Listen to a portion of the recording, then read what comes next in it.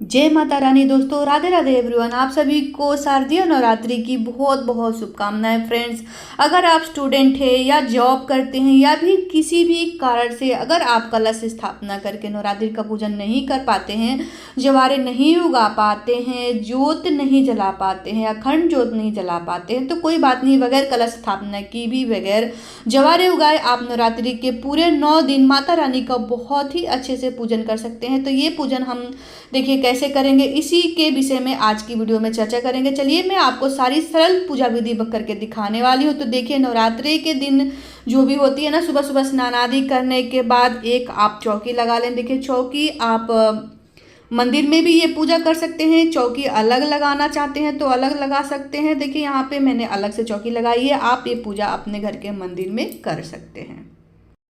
इस तरह से पूरब या पश्चिम दिशा में आप अपना मुख करके बैठ जाए। मंदिर जहाँ भी आपने रखा हो, मंदिर को साफ सफाई आप उस दिन अच्छे से कर लें। यहाँ पे मैं चौकी लगा के लाल रंग के वस्त्र बिछा रही हूँ, आप यहाँ पे पीले और गुलाबी रंग के भी अपना वस्त्र बिछा सकते हैं। देखिए यहाँ पे मैं माता रानी के लिए चौकी, तो आपके पास फोटो हो, विग्रह हो तो आपको नई लाने की जरूरत नहीं है। आप इसी पुरानी अपने जो भी आपके घर में विग्रह फोटो हो उन्हीं से उनकी पूजा करेंगे। तो यहाँ पे देखिए अक्षतों का आसन देते हुए हम ना दुर्गा माता को विराजमान करेंगे। यहाँ पे आप चाहें तो फूलों का भी आसन दे सकते हैं। उसके बाद देखिए हाथ जोड़ के माता को अपने घर पे आने के लिए अनुरोध करेंगे कि मैया हमारे घर पे आकर निवास करिए, हम आपको आगमन के लिए आपको पुकार रहे हैं। इस तरीके से हाथ जोड़ के पूजा करेंगे। उसके बाद यहाँ पे देखिए हम पहले दीपक जला लेंगे। तो सबसे पहले देखिए यहाँ पे आप तिल के दीपक जला सकते हैं, शुद्ध देसी घी के दीपक जला सकते हैं। दीपक जलाने के बाद सर्वप्रथम गणेश जी को विराजमान करेंगे। देखिए आप अगर मंदिर में ये पूजा कर रहे हैं ना, तो गणेश जी उसमें तो आप वैसे भी होंगे, नहीं है गणेश जी की मूर्ति तो यहाँ पे आप एक सुपारी रख के भी गणेश जी का नाम लेके उनका आवाहन करके वहां उनको विराजमान कर दीजिए। उसके बाद देखिए एक पीतल या फिर तांबे के लोटे में हम थोड़ा सा जल भर लेंगे, उस पर स्वास्तिक बना लेंगे।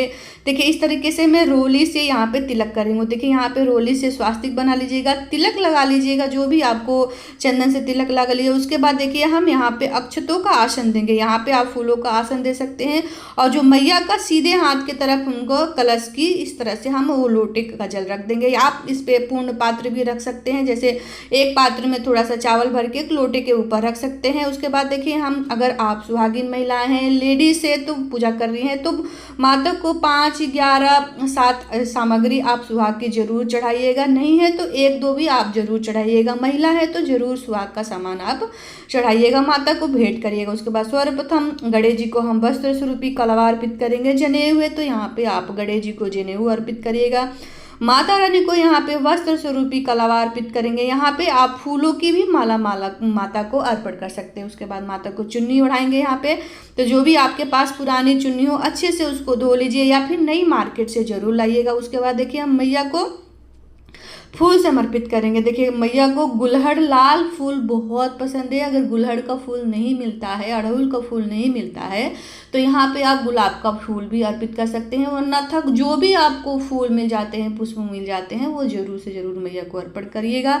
बगैर फूलों की भी ये पूजा हो सकती है। गणेश जी को पुष्प अर्पित करेंगे। और देखिए दक्षिणा आपको कुछ यहाँ पे मैया के पास दक्षिणा रख देनी है। ये 9वें दिन जो हो, अष्टमी का व्रत करने के बाद कन्या को जो हम जमाते हैं या कन्या को कुछ खिलाते हैं, तो ये पैसे कन्या को किसी भी छोटी सी बालक को दान कर सकते हैं। उसके बाद यहाँ पे हम सबको चंदन से रोली से तिलक लगाएंगे। मैया को सिंदूर से तिलक लगाएंगे। मैया को रोली चंदन सभी को अच्छे से हम प्रेम भाव से तिलक लगाएंगे। उसके बाद माता को यहाँ पे बताशों का भोग जरूर लगाइएगा। जो भी मिष्ठान मिल जाते हैं ना, तो बताशों का भोग लगाइएगा। इस तरीके से देखिए पैकेट आते हैं मैया के पास ही। यहाँ पे 9 दिनों तक आपको ये पंचमेवा का पैकेट रख देना है। खुले में भी आप मैया को भेंट कर सकते हैं। उसके बाद यहाँ पे हम माता को जल अर्पण करेंगे। देखिए जल किसी को भोग लगाया जाता है ना, तो जल साथ में जरूर दिया जाता है। यहाँ पे इलायची का पैकेट ले लीजिएगा।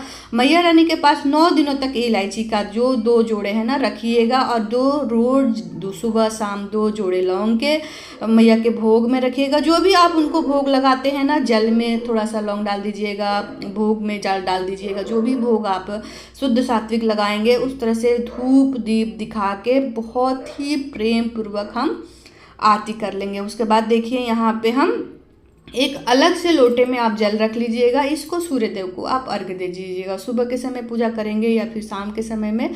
उसके बाद देखिए जो भी ऋतु फल मिल जाते हैं ना, बगैर फलों की भी ये पूजा हो सकती है। पहले दिन हो सके तो कुछ फल में केले, कुछ भी एक भी फल मिल जाता है ना, वो भी बहुत मैया अच्छे से प्रेम भाव से स्वीकार करती हैं। हमारे यथा समर्थ के अनुसार आप उनको ऋतु फल भेंट करिएगा। उसके बाद हम देखिए कोई सा भी दुर्गा चालीसा पढ़ लेंगे, आरती पढ़ लेंगे, मैया रानी का सप्तशती पाठ आता है, 9 दिनों का पाठ आता है। तो इस तरीके से आप पाठ पढ़ लीजिएगा, कथा सुन लीजिएगा, पढ़ लीजिएगा और सीधे हाथों में फूल लेके इस तरह से आप कथा सुन लीजिएगा। कथा सुनने के बाद मैया के चरणों में फूल और अक्षत समर्पित कर देंगे इस तरीके से।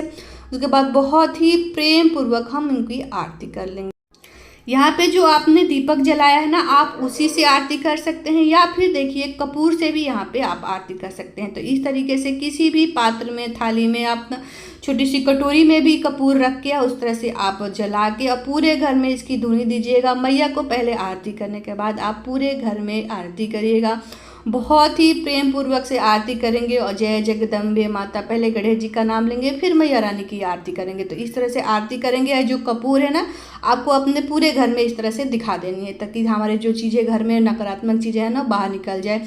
और हाथ जोड़ के माता से गलतियों की क्षमा मांगते हुए उनसे आशीर्वाद प्राप्त करेंगे और अपने घर बार के लिए, बढ़ोतरी के लिए मैया से गुजारिश करेंगे कि हे मैया हमारे पूरे परिवार की रक्षा करिएगा। जैसे आपने आगमन दिया है आने का, उस तरीके से हमें सभी को, जो भी इस वीडियो को भी देख रहा है, उन सभी को घर में धन धान से भर देना। इस तरीके से बहुत ही सरल पूजा विधि मैंने करके दिखाया है। और देखिए ये पूजा आप जो भी आपने चौकी लगा रखी है रखिएगा। माता के लिए जो भोग आपने अर्पण किया है ना, वो भोग, फूल, प्रसाद जो भी आप है ना, फूल हटा लीजिएगा, भोग सभी को घर में बांट दीजिएगा।